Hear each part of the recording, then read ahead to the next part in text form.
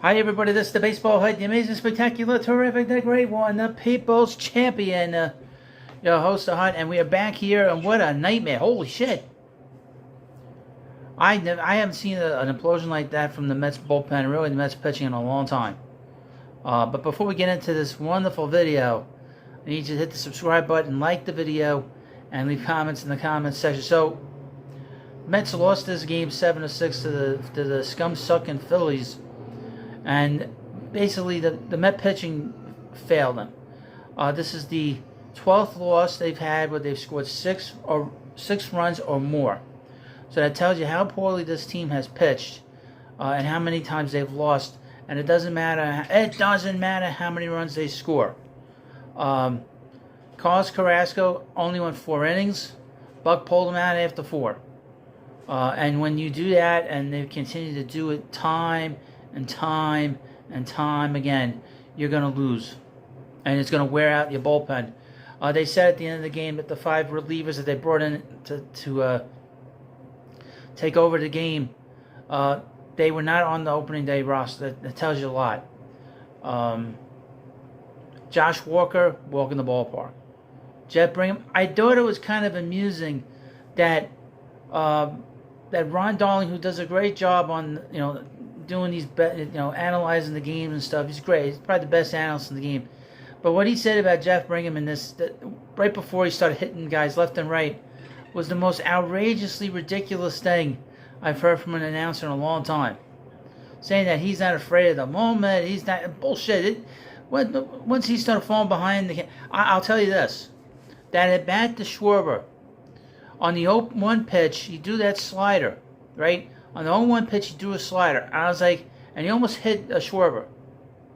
At that point, I said to myself, if he throws that pitch again, he's going to hit him. And sure enough, he hit him. Sure enough, he hit him. It doesn't surprise me. I heard this about Brigham. Get him out of here. Bring him somewhere else. How about that? I heard that prior to the Mets picking him up, that he was going to be DFA'd by the Marlins.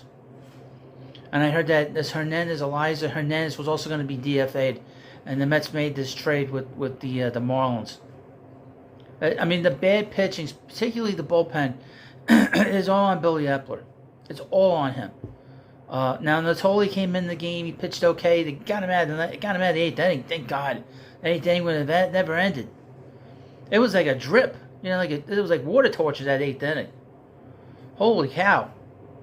But this pitching is bad, and you can't win. As simple as that. And here's the thing: when you get bad pitching, you'll get bad plays played behind you. And you saw that with Brett Beatty making that error. I don't know what happened. He didn't get, and then first of all, he didn't get a handle on the ball. And then I don't know what the hell. He didn't have anything behind it. And McNeil's trying to flip. And why did they can somebody answer this question for me? Why did they even challenge? It wasn't even close. Why did they even challenge that call? McNeil dropped the ball. Anyway, I don't get it. It was a very poorly managed game, I gotta say. I was very surprised that Buck took Carrasco out after 4 innings. I thought that was very surprising, considering how the Met veteran relievers have been used so much. Ottavino's been used a lot, and I had seen this thing that David Robertson's only been used twice in the last 10 games, in the last 10 days. So you couldn't have brought him in the 8th inning to get a couple outs there. That's, again, without Edwin Diaz, it's really killed him. But some of the things that Buck did in this game, especially how he handled the bullpen in the 8th inning, was very head scratching. To be honest with you,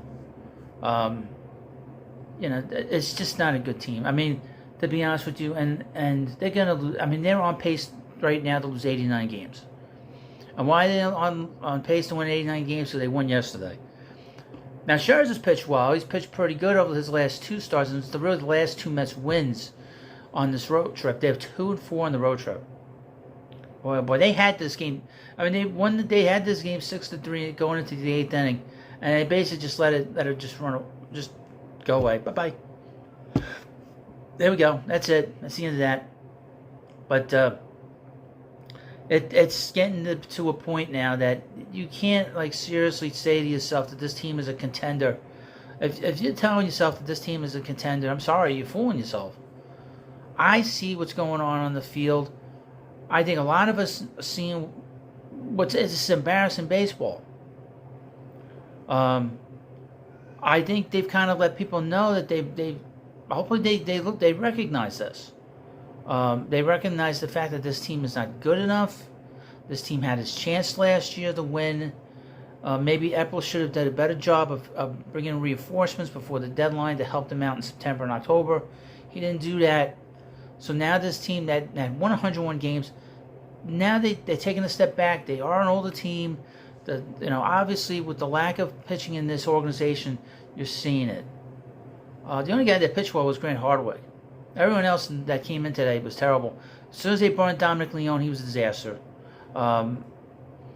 He gave up the freaking. What the hell happened at 50? So much stuff happened in this game with these relievers that you kind of forgot what happened. But obviously the offense, they're doing an okay job, but the defense has been terrible.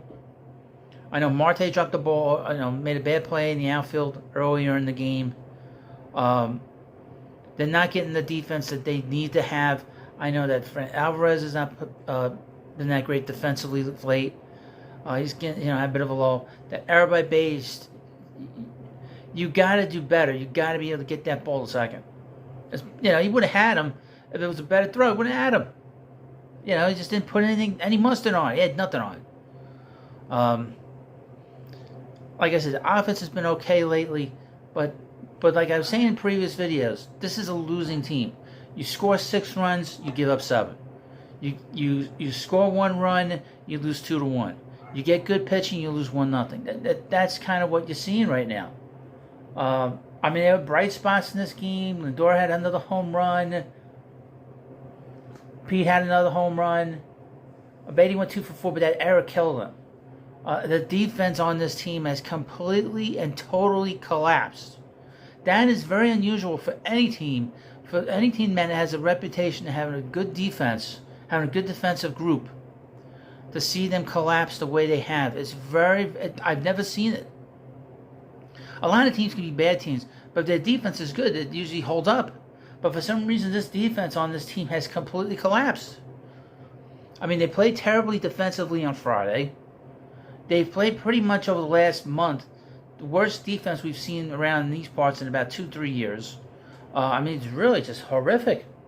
Really, this is very embarrassing to watch this because, and again, the Escobar trade tells you that they're going to start moving. They're going to start moving these veterans out of here. Escobar, he wasn't playing much. He was coming in. He's become a role player. He's out of here. I would expect that Canada will probably be out of here. I expect Robinson will probably get moved at some point. I expect probably Tommy Pham is probably going to get moved out of here. I expect a lot of these veterans that don't have big time. Vogelbach will be out of here. I pray that Vogelbach gets himself out of here. And I would mention this about Vogelbach. He's 0 for his last 9. He's a 210 hitter. Never ever forget that. He can get. He got that little hot streak when he came back from his little vacation. But he's 0 for his last 9. That is a 210 hitter, a guy that's not consistent. So just keep that in mind as we go forward. He cannot stay on this team. That is a big problem. He's 0 for 3 today, 2 strikeouts against Zach Wheeler. That's not a good matchup, by the way, because Vogelbach is a high ball hitter. That's not a good matchup with Zach Wheeler, because Zach Wheeler is up and down with his pitches, as we all know, with his slider and everything else. See, that is not a good matchup for Vogelbach at all. And what has happened to Marte? His defense is gone. Offensively, he's been okay, but his defense shot. What the hell happened to him? Dropping balls, can't catch up the balls. It's like, holy shit, what's the matter with him? Now, like I said, this team has proven to me, and a lot of people, they are not buyers at the trade deadline. It is now June 25th. We're about 4 or 5 weeks away from that. We're 2 weeks away from the All-Star break. This team is just not there. I mean, it's just, I mean, as I look at it, prior to the game, they were 14 games behind the Braves. They were 8 games back in the wild card race. This team doesn't have it. It's just not there. Josh Walker, he gave up a hit, 3 runs, 2 walks, 0 strikeouts. Jeff Brigham, a third of an inning and 2 hit by pitches. But he's not afraid at the moment. He might not have his stuff. You know, he might not have his stuff. You know, but he'll hit. He doesn't come across a guy that has a lot of. I wouldn't say he doesn't have a lot of guts, but he seems a little bit of a nervous Nelly. That's kind of how that's what he reminds me of a little bit. Well, he might be nervous if the Mets begin to say, you know what, get him the hell out of here. It's just a bad bullpen. But don't worry, Drew Smith and his 4.5 walks per 9 innings will be back tomorrow. And his sticky hands. Don't shake his hand. You shake his hand, you might not get your hand back. Holy crap! Holy cow! And again, you know, I'm a Mets fan like you. I want the Mets to win a World Series like you.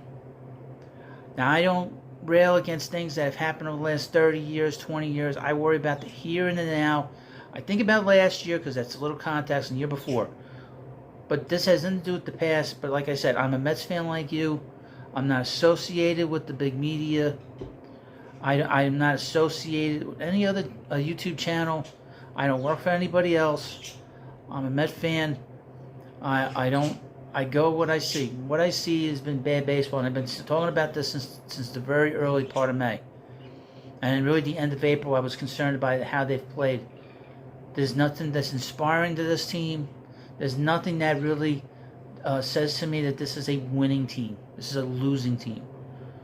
Like I said, I want the Mets to win the World Series. I don't care about the names on the back of the players. I don't care about them. Okay, and I'll tell it like it is about a player. You ask me about a player in the comment section, and I will tell you what I think about him. I'm not impressed by too many of these players, and that goes for all of them. Everybody in Major League Baseball, I'm not impressed with any of them. I just want the Mets to win. That's all that matters to me. A little note: one of the Met pitchers that they brought in from the Escobar trade, Landon Merceau, did not pitch well on his first start. He hasn't pitched all that great, but he's not the key piece in that deal. Coleman Crowe is the big piece in that deal. But again, you're going to start seeing now more pieces getting out of here now because this can't continue. They need to bring in more pitching into this organization. Canada's probably going to be gone. Vogelbach's going to be gone. I would expect Dave Robinson's going to be someplace. Tommy Pham's going to be someplace. Don't be surprised if Adam Ottavino's gone. You know, I did hear a rumor. I guess I didn't read. I should have read it. That the Mets were trying to move Stone and Marte in the offseason. I got to find that somewhere. I could have sworn I saw that somewhere that they were shopping it. So, but don't take me completely. I think I saw that with the Mets. I'm not sure. A lot of Marte's playing in Major League Baseball.